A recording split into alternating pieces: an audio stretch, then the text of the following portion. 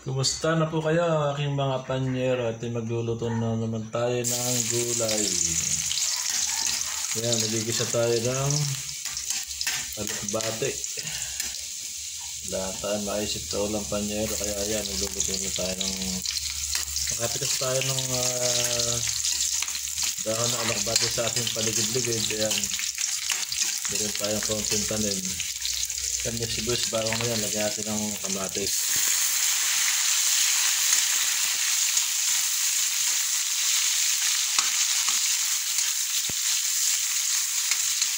Meron sa huli panyero na sardinas, kaya lang may nakita akong dalawang kamatis na gaholon, inilagay ko na. Sayang din naman.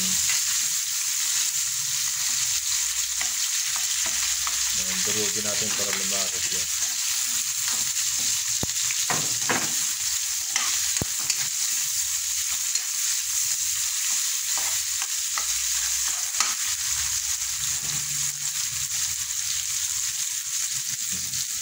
Tapos ang panyero, lalagay natin yung sahog natin sa ating alokbate, sardinas.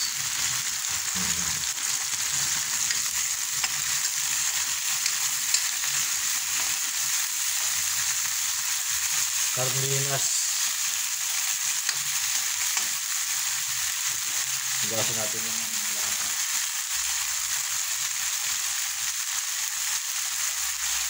Sayang ang patas. Ating babon lang. Sayang din naman, meron naman patas yun.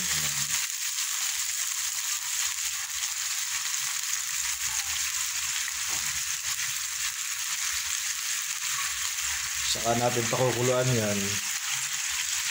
At nilagyan ng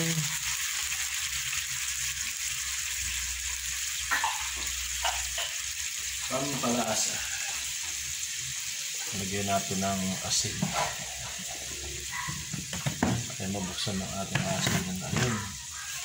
Lagyan natin ng asin panyero. Ayan. Kulang yan sigurado. Ayun. Tapos pampalasa, dagdag natin pampalasa natin. Ayan. Maya pag kumulo yan, titikman natin, lalagay natin yung alokbate. And meron na kasi din akong 3 sili guys. O yan o, panyero. May tanim akong sili rin sa gilid ng bahay. Namitas ako, may sama ng dahon. Sayang din naman, may lasa rin naman yan eh. So, pakukulo natin ng pakukuluin yan para mas lumasas siya. Ito na panyero, lalagyan natin yung ating alokbate. Ayan. Oh, tumutulo.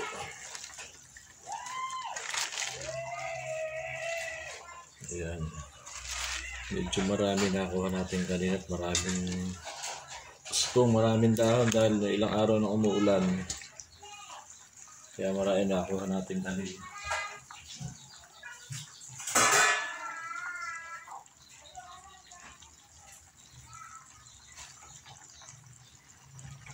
Pakuluin lang natin ito. At ito ay sandali lang naman lanta na. Sarap yan. Takpan natin para mas mabilis maluto.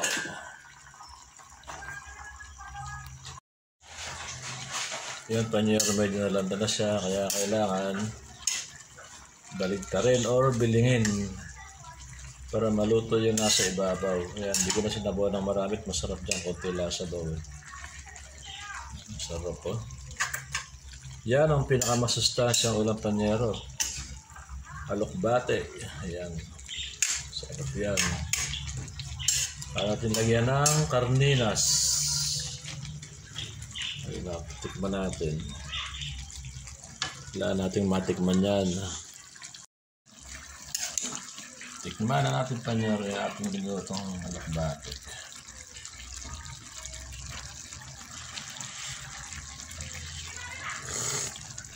Ay naku po, napakasarap. Ayan o. May sili pa siya. Sarap. Parang mabibitin ah. At pala nadagdagan ko pa yung dahon kanina. Para mas marami.